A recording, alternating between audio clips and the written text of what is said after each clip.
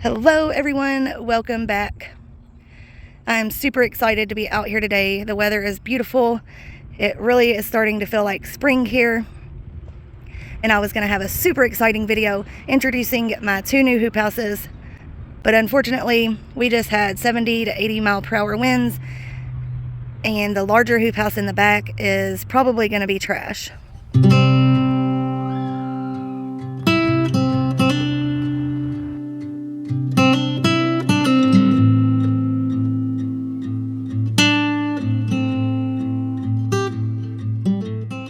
That was the main thing I was concerned about when I bought one of these on Amazon, was it being made out of a very generic metal.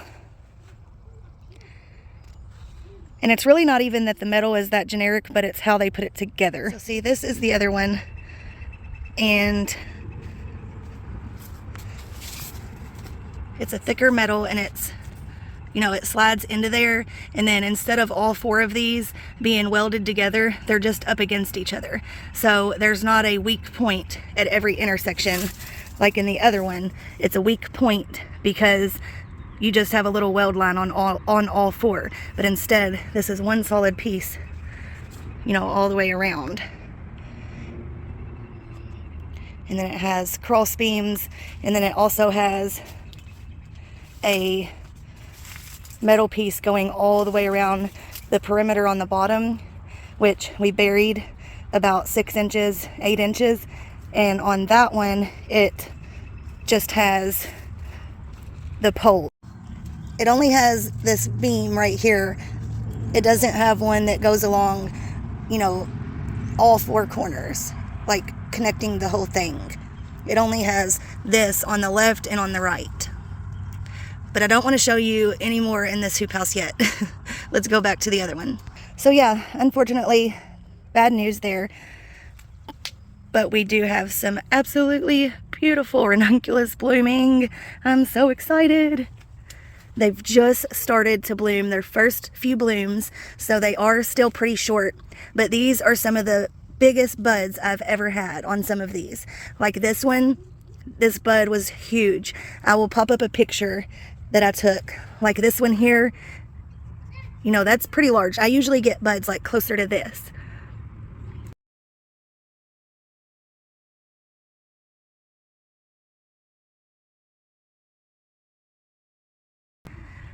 I planted these all in the fall. This past fall, I did a shorts video if you want to check that out, when I planted these. And most of them made it. All of these taller ones that you see right here and right here and in the middle made it. However, all of these shorter ones, which are like around the sides of the hoop house, I think it just got colder there, maybe closer to the wall. Don't know for sure. It may have gotten wetter there as well, because it does soak up the water from outside, even though it's protected from the rain.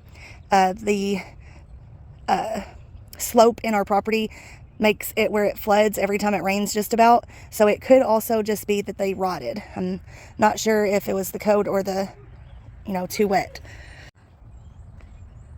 So here in the center, all of the tecolotes are still here, but on the left and the right, I transplanted this spring about a month ago, maybe a little longer, the labelle and then the amandine in all of the empty spots. So we're gonna have a big mixture of a lot of different varieties. And honestly, I knew that I would lose quite a few of them. I was actually thinking that maybe all of them, you know, would die in the winter, because I didn't know if this little hoop house would be enough to keep them warm. So honestly, I'm extremely happy with the success that I had, because, you know, I wasn't sure if any of them would even make it. And I'm actually wondering now if I even need a hoop house, because I'm about to show you something that has just boggled my mind. So here are my two raised beds that I overwintered anemones and ranunculus, and all these had on them was Agribon 50 row cover. And then sometimes I put on plastic on the anemones, only because I only had a little bit of spare plastic when I tried to DIY my hoop house last year, and I didn't have any more for those, and those were the really very inexpensive Aviv Ranunculus, so I wasn't as concerned if I lost those. I got those for like $4 a bag, so I was more concerned with saving the anemones. And I mean, they have all but one made it. And this year we had an extremely cold winter, and we got down to -8, and all these had were one. Actually, no, this one had a thing. This one had a layer of Agrabah 30 and a thing of Agrabah 19. So this one had 2 layers, which kind of equals to, you know, the Agrabah 50 like the Ranunculus had. And if you're wondering, this is, well, there's some purple nettle, and then, which is just a weed here. And then this is a bunch of chamomile that reseeded. I had one plant right here, and it reseeded almost half the bed, which I'm okay with. I'm going to wait until the anemones are done blooming, and I'm probably going to pull, or I may go ahead and start trying to pull some of them out now and transplant them in other places. I have lots of room in the big wildflower patch up front that I may put some in. But let me bring you in close on some of these beautiful things. Do you see how that looks so velvety? It's a little darker in person than it's coming in on the camera, I think.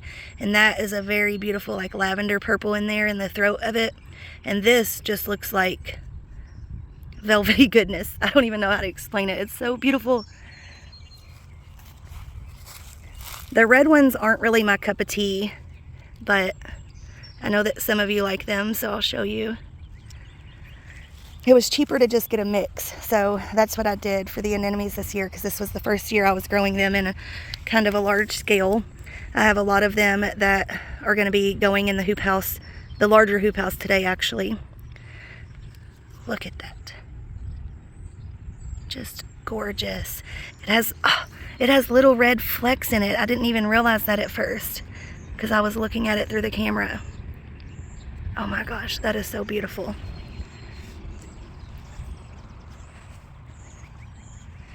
There are a few like browning leaves, but that, like what you see there, that is the most that happened all winter.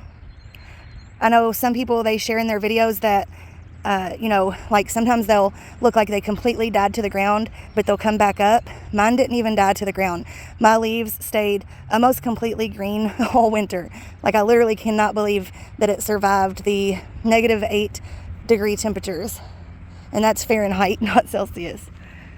Like, it just blew my mind, because I've planted them in the spring, trying to plant them super early because our springs get really hot. Like, already today it's going to be 70. So, and today's April 2nd.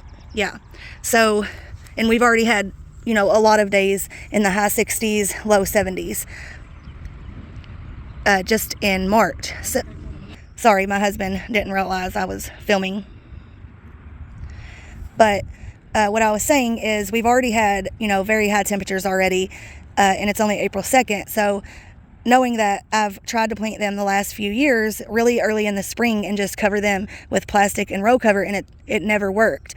Even with the row cover, I would transplant them, and then we would have a night get down to just like 26, 27, and they would die.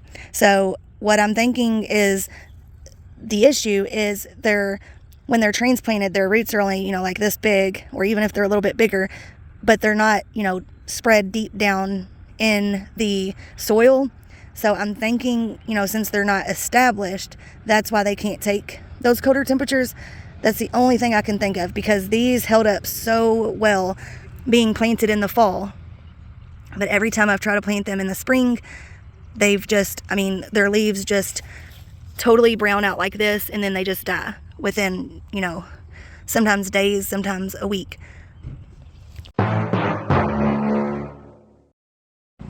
So this is what it is looking like. That one is broken and bent up. The center beam right here broke off. That is all bent and broken. That one is broke. It's just sitting on it basically. That one's broken completely off.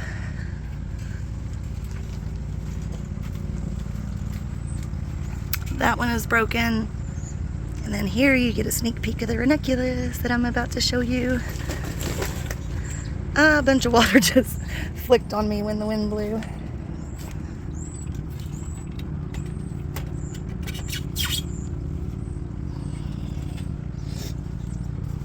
So yeah, you can see how much it moved back and forth in the wind.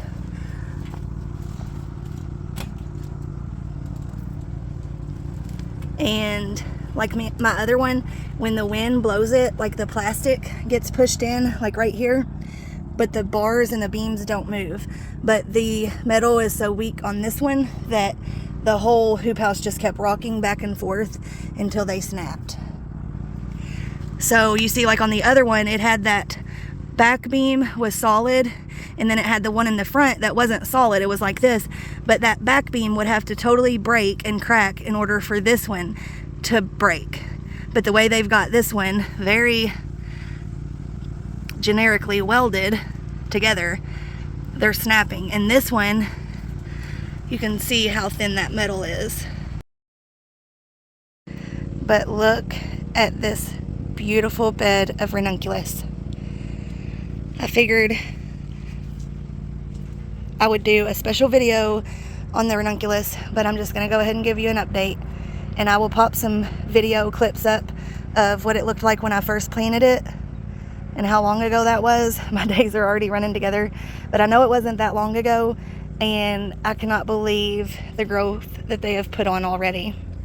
I'm so excited.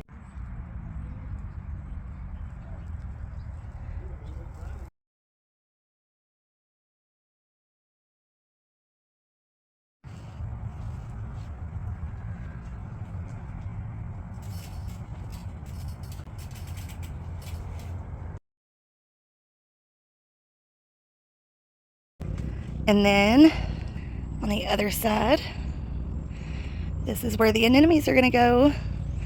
This is the anemones I've already planted, already blooming. Look at that beautiful, beautiful bloom. This one's got a pretty good stem already, but most of them are gonna bloom on shorter stems when they first start. I love when their buds are opened just like that. Cannot wait to put these into bouquets. If you guys don't know, if you're new to the channel, I was formerly a big vegetable grower.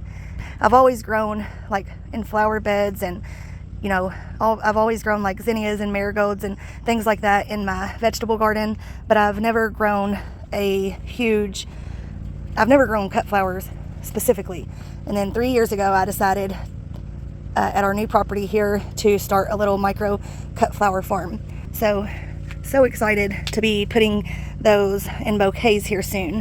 And then here are the other anemones. I went ahead and potted these up into these little cups because I knew it was going to be a while before I could get out here to plant them, because we had like a week straight of rain and I knew that it would be flooded back here. And then these are some more Aviv ranunculus that should have already been planted, but I stretched the planting out a little wider. I was going to do about 4 inches apart, but I decided to make it easier. I used my 6-inch Hortonova netting and I just spaced them all out 6 inches. So I ended up not having room for the rest of them. And so I still have those that I think I'm just going to put in my flower beds. And I still have a few more right here that are getting very unhappy in these little cell trays.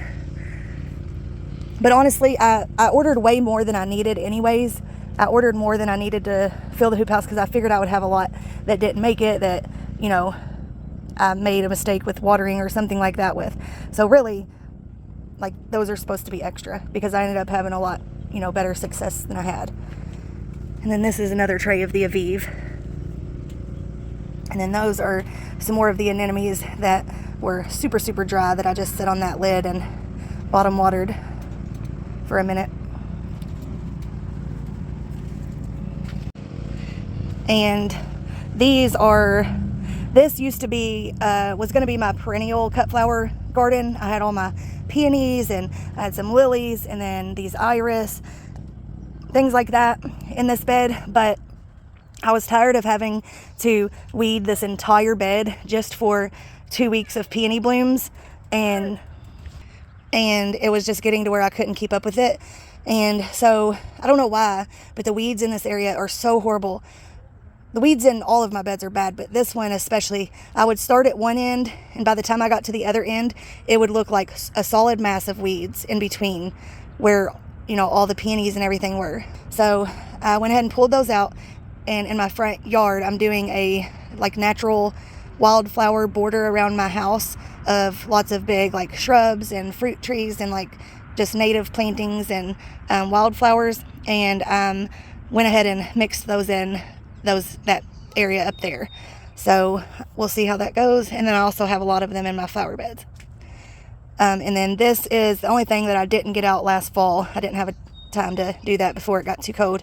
So I'm just gonna walk around these for this spring, and then once they're done blooming and start to die back and re-energize themselves, then I will pull those and find somewhere else to have those. And then this will just be my main walkway. And then when the anemones and the ranunculus are done blooming, I'm going to be growing some things for the farmer's market in here, like tomatoes, things that we usually get a lot of rain and it makes them like crack or just look really bad. Especially tomatoes, we get like upwards of 60 inches of rain per year here in southern Indiana, zone 6A, sorry. And so we usually have a lot of cracking issues and things like that with our tomatoes. So I'm super excited about trying some in here this year undercover, even though, like I said, the water does like soak up, the soil does soak up water from, you know, outside of the hoop house, but it's not as bad as them getting, you know, just blasted with rain. And that should also help with fungal issues.